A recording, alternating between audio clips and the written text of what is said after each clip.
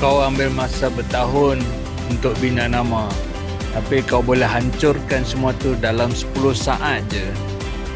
Satu penipuan, satu janji tak ditepati cukup untuk buat orang mula ragu dengan kau.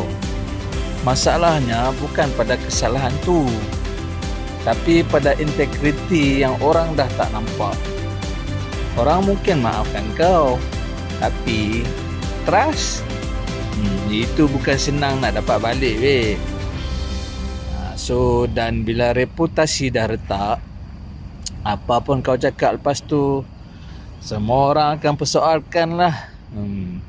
Real talk lah. Reputasi ni bukan dibina dengan apa kau cakap, tapi dengan apa kau buat berulang kali dan konsisten. So, kalau kau rasa benda kecil tak penting, ingat ni, bukan benda besar yang jatuhkan kau, tapi benda kecil yang kau ulang banyak kali.